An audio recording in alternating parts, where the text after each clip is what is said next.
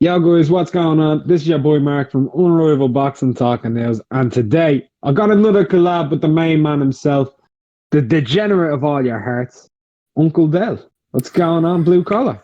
How's it going, Del? I'm doing very well. Just chilling on a Sunday evening. Hopefully you're doing well. Hopefully all the viewers are doing well. Yeah, let's talk some boxing. Well, yeah, we use the term boxing loosely today because, like, we're talking about what everyone else is talking about, aren't we? 100%. Yeah. So Deontay Wilder and his gimp mask suit. His lovers, his spiritualistic lovers, the ones who call him king. Oh, this situation's gotten mad. I don't even know where to begin, but let's start. It all goes back to when Fury beat Wilder, right? He stops him, and Wilder says no excuses. And since then, we've had 1,000,001 excuses. Yeah, 100%. I mean, he said no excuses in the post-fight interview. 2 seconds later, oh, my leg was fucked. I mean, like it took him 2 seconds. So that was really the that told you all. Really, it's always going to be excuses, and from him, his fans, and everyone around him, it's just been a non-stop avalanche of excuse after excuse, and each one is getting more embarrassing. Like Anthony Durrell being a double agent, that was quite special. I mean, Kenny Bayless being on Fury's side for gloves. Am I missing anything? Probably. Wilder was poisoned. He was poisoned. Yeah, he was poisoned. Yeah, he was poisoned. Also, Glovegate. Glovegate. Fury failing a test.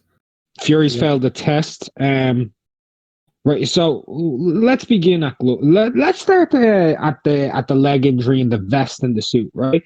So he had a problem with his leg, and the suit caused him to lose energy going to the ring. Right. So you and I, we've both seen a lot of the training stuff. We've seen on BT Sport in the lead up to it. If anybody wants to, just type in Deontay Wilder training BT Sport. He was wearing a 45-pound vest though. Yeah. Part of his training. He said it on Joe Rogan. And he said his suit is 40 pounds. So he trains with something that's actually heavier than that. And we also seen a tweet, which was an Instagram post from the designers. They posted an Instagram post, but it was later deleted, saying that the suit was only 23 pounds. So I think we can safely say that's debunked. 100%. And it's retarded. No short of just retardation.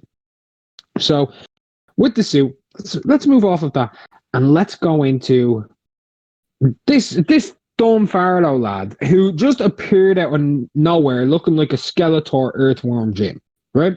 He just pops up out of nowhere. He comes in, he's telling people, you're going to get quiet, I have proof, and proceeds to use a $12 pair of boxing gloves, right, with a Velcro strap band to mimic $2,000 horsehair MX Everlast gloves. I don't know where to start with this one. First and foremost, that guy, man, what that guy knows about boxing, you could write on the back of a postage stamp. The guy's an absolute clown. Listen, I've never fought before. I've only sparred and messed around, but I've worn horsehair like Cleto Reyes, and those gloves full stop are just a lot more easy to manipulate with your hands, like opening your hand, things like that. They're just a lot more easier to manipulate. And I think the Mayweather gym actually done a video about this as well, where they was testing that technique out, and basically everyone said that's not going to do you any favors whatsoever. In fact, you're going to get yourself hurt. You're going to get your hands hurt. You're going to get your knuckles broke up. It's of no benefit whatsoever. Now, I put on a pair of gloves the other day, right? And I jabbed the wall. It's fine. I wrapped my hands, I jabbed the wall, I jabbed it. And I hit it with an open hook, like a slap hand hook, right?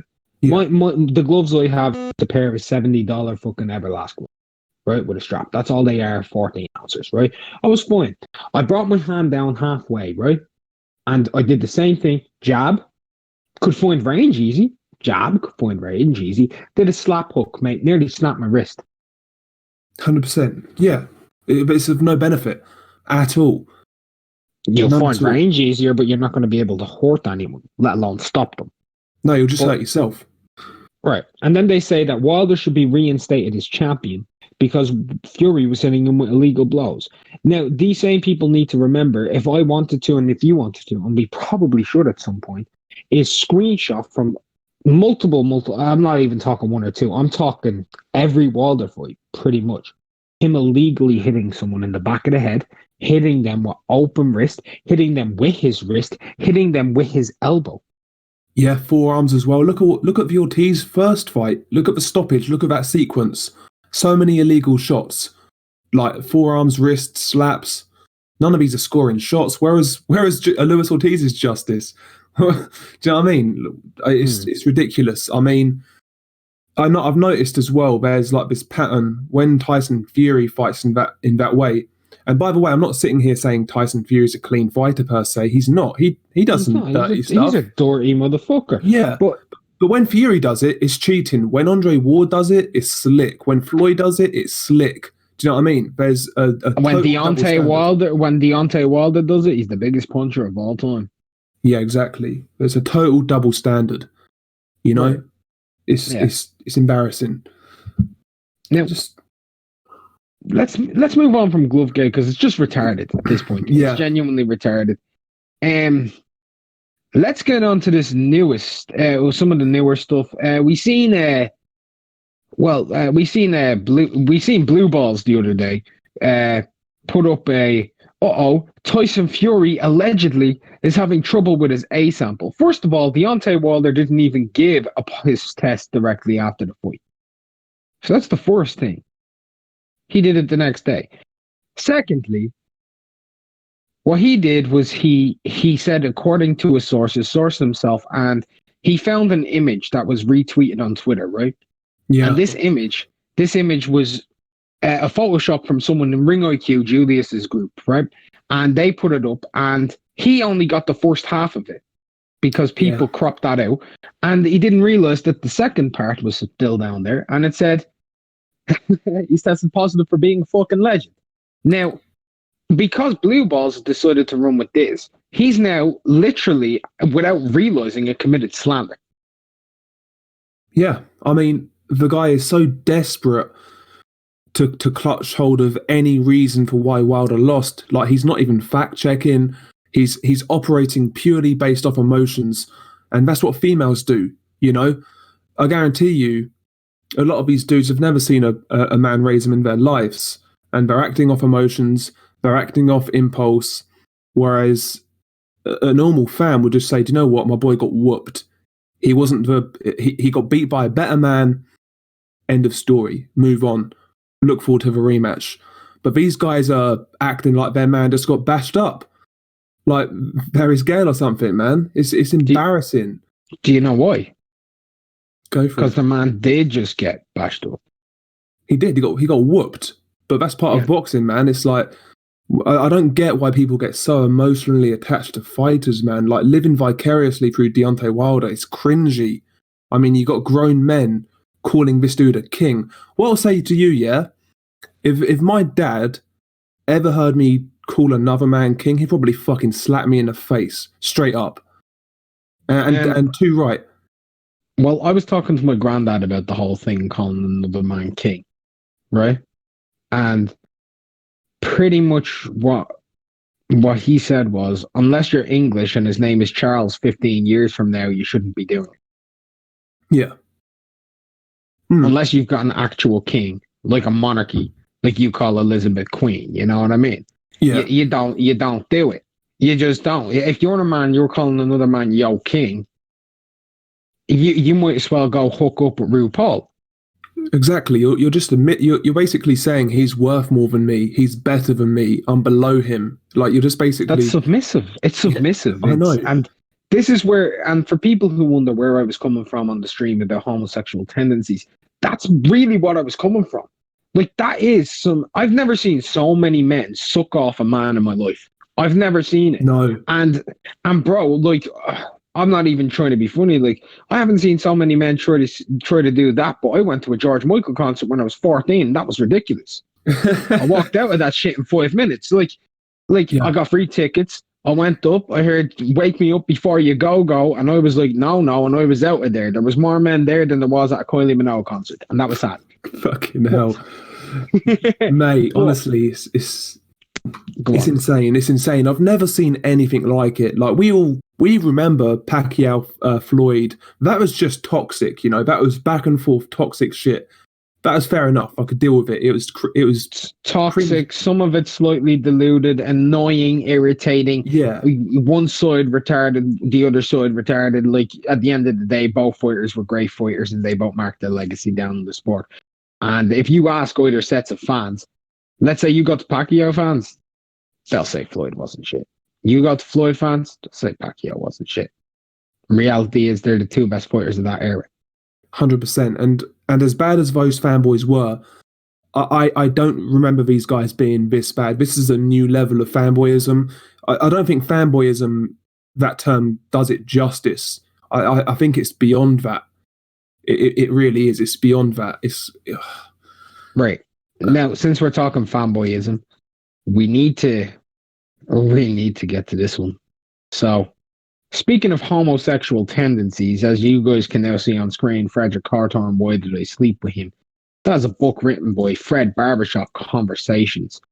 And as you can see on screen, there's an image of him slapping a woman who was with Kenny Porter. So he's also a woman beater, a misogynist, a militant.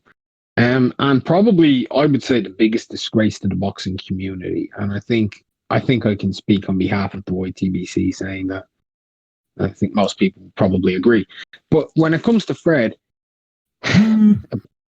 allegedly, apparently, they are now planning to put together a assault and battery charge on Tyson Fury. God. Like we literally actually said that the other day, like as a joke. About did we not on stream? We said something like that, and here we are. It's becoming reality. It's absolutely embarrassing. Fred, man, listen. I don't know. I feel sorry for his two presidential kids, Lincoln and Kennedy, right now, man, because this dude's gone crazy. He has gone crazy. He's gone nuts. I mean, listen, I get he's frustrated. He's 5'5". Life must be hard, but you conduct yourself a little bit better than what he does. I mean, he's a grown man, apparently a multi-millionaire, blah blah blah. Well, bro, yeah, he regardless, you could have 10 billion in the bank, you're still bitch made. Straight up, you suck another man off. I don't want to hear what this guy has to say. The guy's got no credibility at all. The guy's got no knowledge on boxing. He's an absolute fucking helmet. Straight up, that guy, man. I don't get how these guys get so much airtime and so much like traffic, but it is what it is, man. Preying on the weak, It's like a pimp game to these people, They know their subs are not the brightest, they're looking for guidance, and they'll latch onto any type of movement to make themselves feel better. They want a cause to fight for, and these guys try to provide that, and they profit off it, basically. But they don't provide that. That's the thing. That's not what they're doing. They're not trying to provide that. What they're trying to do is exploit the people looking for something, looking for that. But at the same point, those people, as sad as it is, and the fact that they're getting exploited for profit and gain, they're the ones who are dumb enough to buy into this bullshit. They're the ones dumb enough to pay these men. This isn't about supporting the culture or anything. This is about them profitizing off of the culture at your expense, and it's genuinely pathetic. I know quite a few guys that are part of they're African American guys. They're very nice guys. I know them well. Guys like DT3, guys like Myron. A boxing wave. Like I see it. There's a lot of really genuinely nice guys out there. T-Street controversy. Right? They don't profitize off of this. They don't spread this fake news narrative. They don't do it. What they do is they bring you boxing talk. They talk to you about their beliefs genuinely, and they can provide a good place for people, right? But at the same point, this poison, I'm not even going to say this poison, and I pardon anybody who's going through this, but this cancer is spreading, Yeah. It's spreading. It's going through every orifice, and all of these men reek of prostate cancer. They really do. Like they're being anally prolapsed on a daily basis. Like I don't even know where to begin. You've got a woman who's beating up women, and you can see it on screen in barbershop conversations, writing books about having sex with men, and then filing fucking battery charges against fucking Fury for a boxing fight. Really? You don't have any right to file fucking battery charges against them. I'm going to tell you right now, if you actually go and do that, you're going to get countersued for slander. Yeah, and hopefully that happens as well. Because, and a lot of these guys don't realize that, but what they're doing, it's slanderous because their evidence is all fake. And they're profitizing off of it. And what they're trying to do is damage Tyson Fury's name. Yeah, a man who didn't want anything to do with this race nonsense, but you're the ones making it about race and calling us racist. And in reality, yeah, they're trying to disparage Fury, but all they're really doing is making Wilder look worse. That's all they're doing. Deontay Wilder, essentially, yeah, they say he's king and this and that, but essentially he is just a pawn for their message or their movement per se.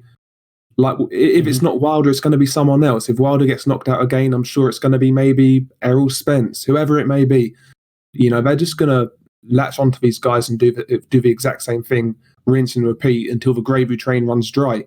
Eventually it will, you know, that's how life works, but the well is running dry, man. The reason, to everybody who isn't aware yet, the reason all these excuses are coming out, the reason all these videos are coming out is they know he's going. They know it.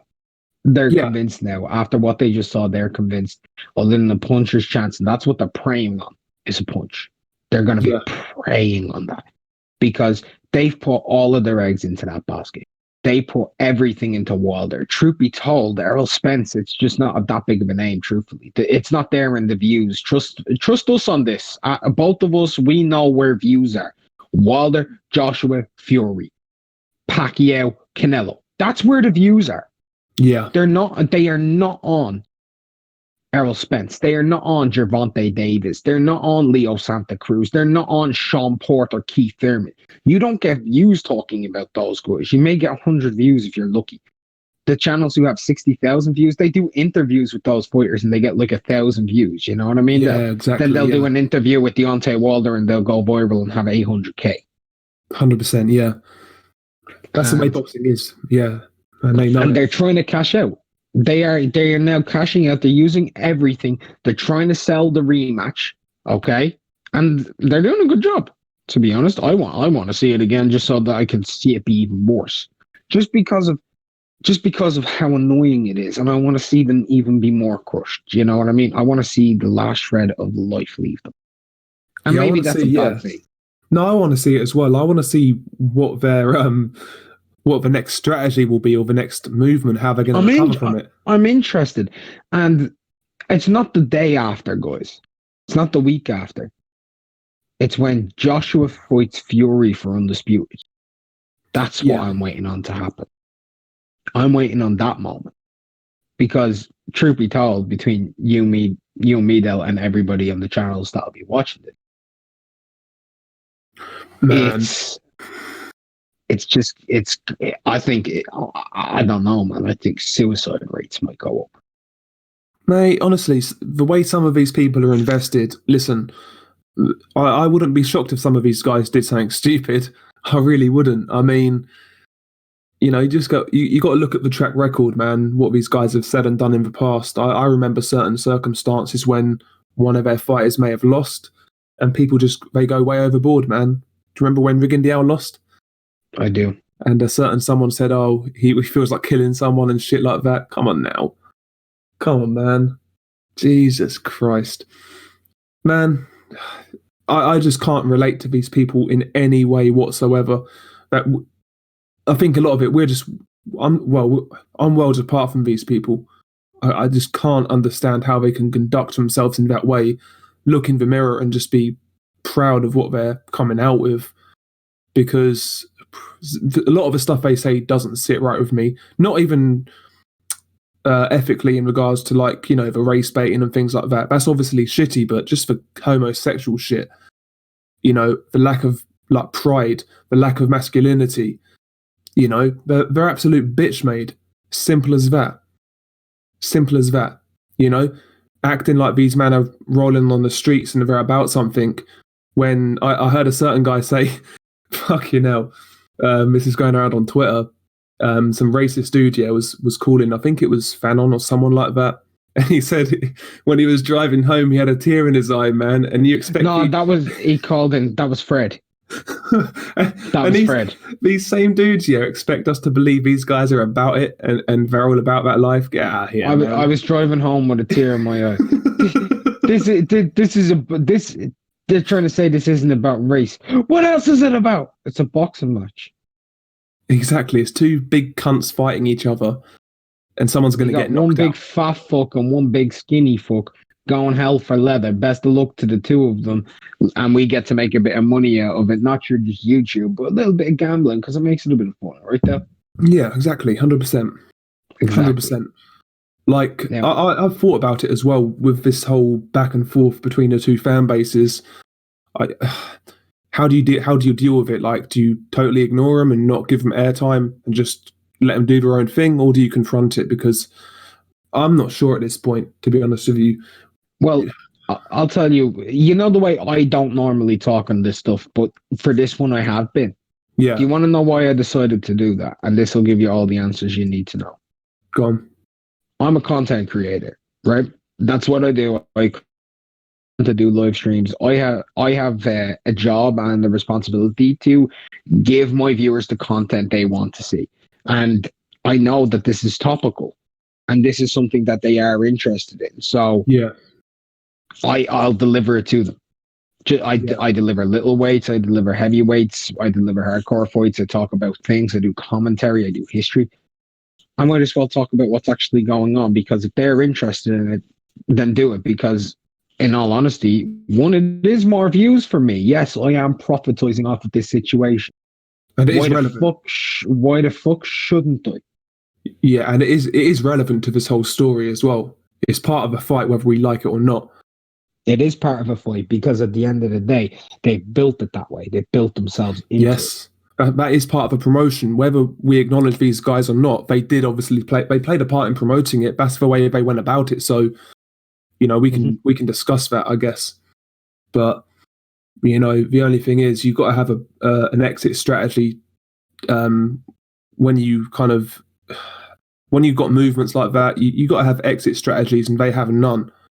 They're going into that third fight with just hope, and that's it. Do you know what I'm hoping for? Go on. I'm hoping that they bet heavily on Wilder. Yes. So I'm putting mad money down. I made money on this fight. I made money in the first fight. And yeah, by the way, people out there, give me credit.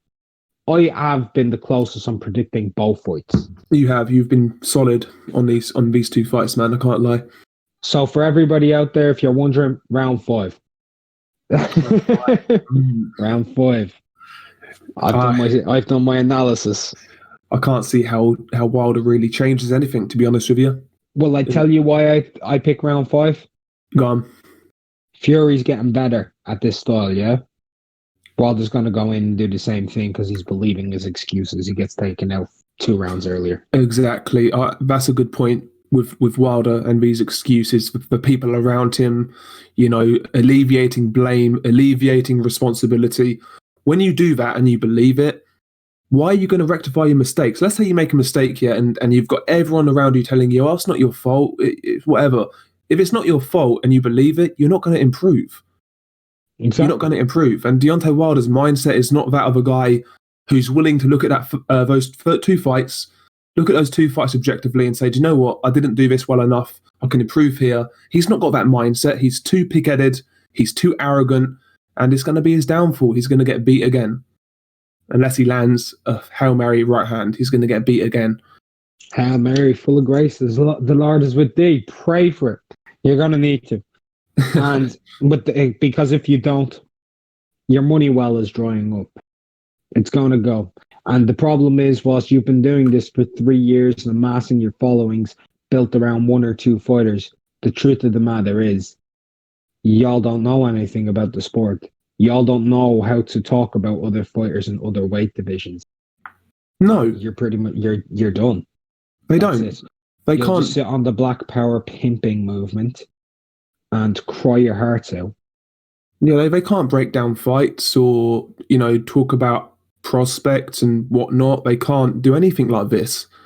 I mean, they'll talk about Wilder, Spence, Crawford, Tank, maybe with a bit of Charlo's in there as well, and they'll cuss out AJ Fury and people like that, cuss out Eddie Hearn. That's their content right there. They don't know anything other than that little circle of boxing. Just pure casual nonsense. They're not even casual. There you go. Eddie Hearn's a slave master. Deontay Wilder wears suits that are too heavy and gets injured every time he wears a Canada Goose jacket. Like, it's... I don't even know. But it is what it is, isn't it? They've done a good job profitizing off of it and pretty much exploiting people who are looking for something. Yeah, and I just find it funny. It's like boxing and life. It kind of goes around in cycles, man. It's like Joshua at one point was the slave, Eddie Hearn was the slave master. Now it's kind of, to me, it looks like the opposite now with Wilder. You know, Shelley Finkel Shelley don't give a fuck about Deontay Wilder. Like the first thing about that second fight, did he go to Deontay, see how he was? No. Shouting at fucking Mark Breland. Why did you pull him out? Why did you pull him out? Because he knew his cash cow was done. Let me tell you this right now. And people out there, you can give me all the shit in the world for this comment. The way Finkel was screaming at that over Deontay Wilder losing reminded me of images that you see of white slave masters. Genuinely did. You see them screaming and bitching and complaining because this isn't being done. And in all honesty, if Mark Breland had punched him in the face, I would have been going up to Mark Breland's house and I would have been applauding the man every day. Yeah. What Mark Breland did, and how dare these people criticize? Because Mark Breland did the most important thing in boxing. He saved his fighter's life. Saved him for another day. Exactly. That's what it's all about. Your job as a trainer is not just to make your fighter better, it's to look out for him as well. And that's what he was doing. He looked at his man, he knew he was done. The sting was off his punches, he was getting beat up. He done the exact right thing. This is a guy who was an Olympic gold medalist, a guy who's been knocked out before, a guy who had a good career. He knows boxing, he's seen it all.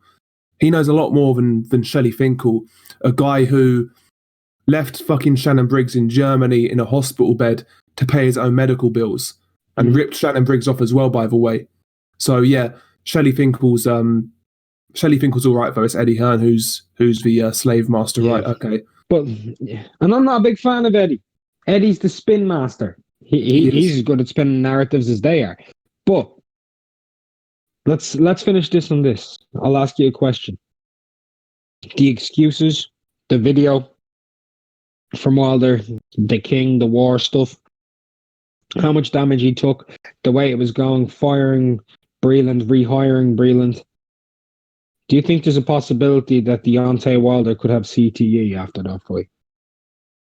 Well, he's certainly not thinking straight. I'll tell you that much. But listen, he's gone the way of Jermaine Taylor, mate. He may as well have CTE, to be honest.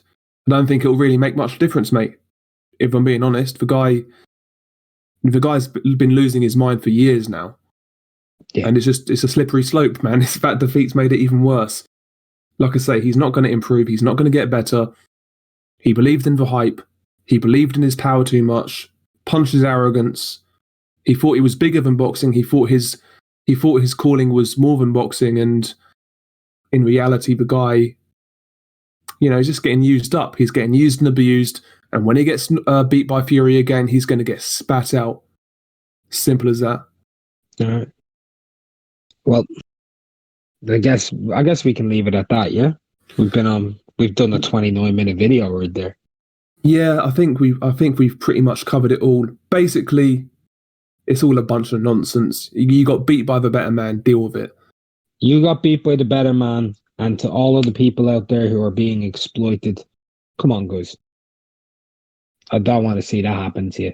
And to the ones who are doing this, and the ones who are about to set up charges against Tyson Fury, aka why did I sleep with him? Fred Hawthorne, the woman beater. You're sad, bro. Anyway, I guess that's us. Where can they find you, Del? You can find me over at Blue Collar Sports TV on YouTube.